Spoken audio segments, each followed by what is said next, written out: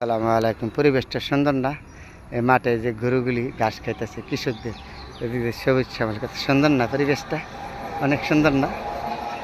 গ্রামের পরিবেশটা এই জন্য খুবই সুন্দর। জায়গাটা কত সুন্দর, সবুজ শ্যামল।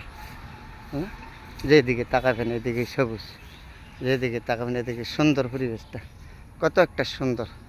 তার নাম হলো গ্রাম বাংলা। এই জন্য বলেন তো, এই গ্রামে আসলে কেমনে মানুষের মনে চাইবে যাওয়ার জন্য? এত সুন্দর জায়গা থিয়া যেই দিকে তাকাবেন এদিকে মনটা ভরে যায় তাকালে। আমার মনটা এক কয় না এদিকে যায়। এত সুন্দর সবুজ শ্যামল সোনার বাংলাদেশ। এটা হলো আমার নিজের জেলা নরসিংদী, শিবপুর, আমার জন্মভূমি এলাকা। আমি এই জায়গার থেকে জন্ম হয়ে গেছি। তারপরে যখনই আসি আমার নিজ গ্রামে, তখন আপনাদের সাথে আমি শেয়ার করি এই সুন্দর জায়গাগুলি নিয়ে।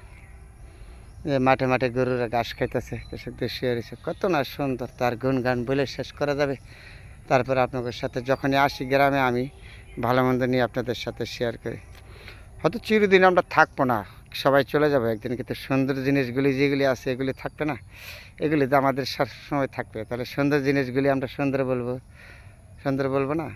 তাহলে আমরা সব সময় ভালোকে ভালো বলবো, খারাপকে খারাপ বলবো যখন আসি। তাহলে আমি একজন ছোট্ট ক্ষুদ্র মানুষ হিসাবে সবসময় আপনাদের সাথে ভালো মন্দ শেয়ার করি। গ্রাম নিয়ে যে ছোট্ট রাস্তা, এই অটো রিক্সা এগুলি চলে আর কি, সবসময় গ্রামের মানুষ যাতায়াত করে এই রাস্তা দিয়ে।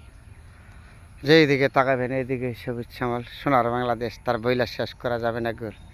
এই যে পাখিরা কাঁঠাল গাছে উড়াল পারতেছে পাখিগুলি, যেই দিকে তাকাবেন এইদিকেই সুন্দর, তার গুণগান বইলা শেষ করা যাবে না। তারপরে আপনাদের সাথে যখনই আসি গ্রামে, তখনই শেয়ার করি ভালো মন্দ নিয়ে।